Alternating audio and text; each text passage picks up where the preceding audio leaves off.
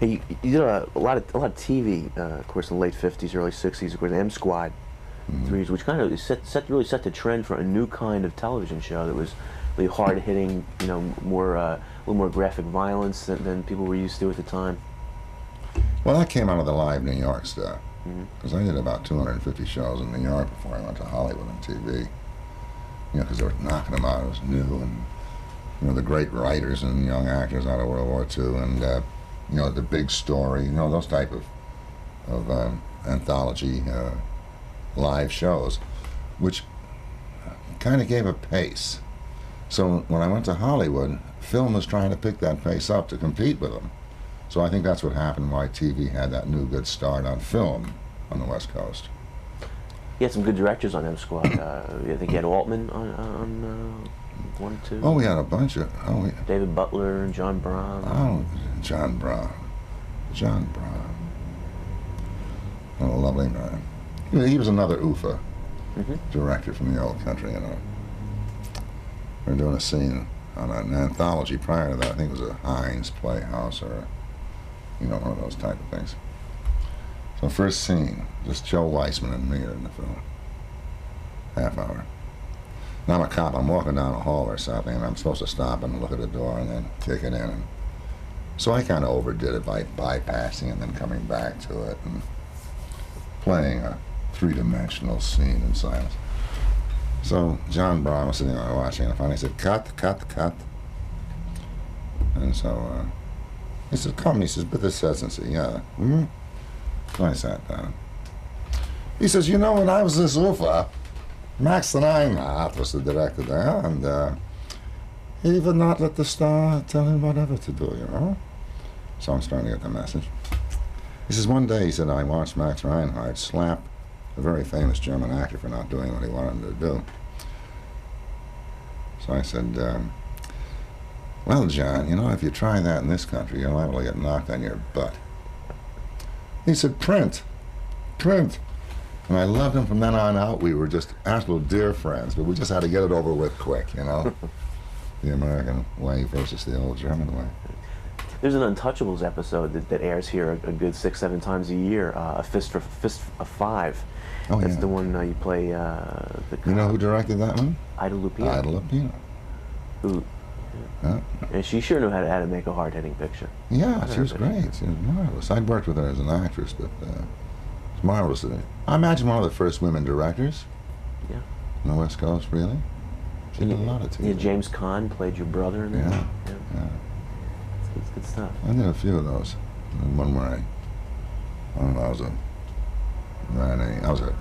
bad guy, of course, but I had a flower shop, but I think I come after the shit. Good stuff. Fun.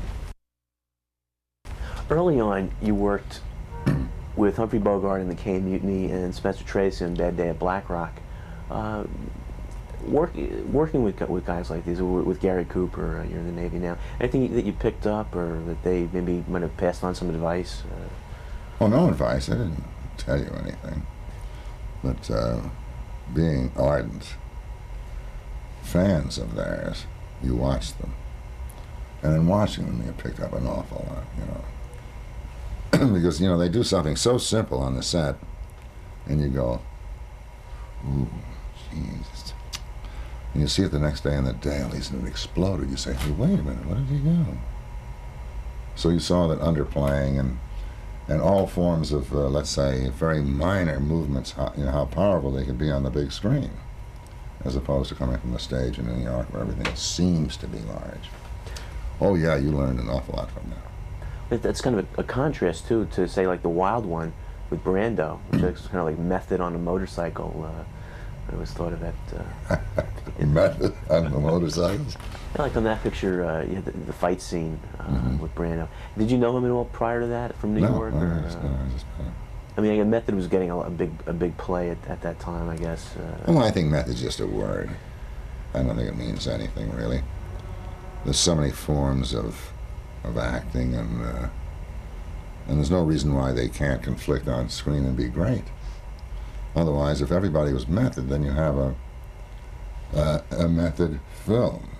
Whereas if actors are good, no matter what school or form they come from, if they're put together right, it can be very,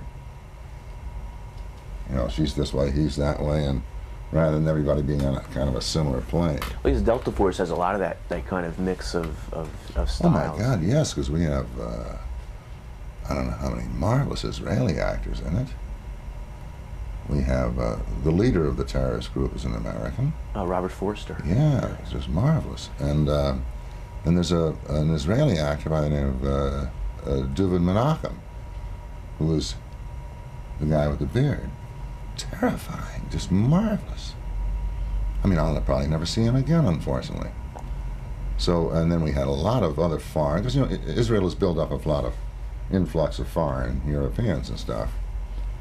So we have all these crazy forms. We have, you know, Shagula, she's a German. Bo Svensson's a Swede.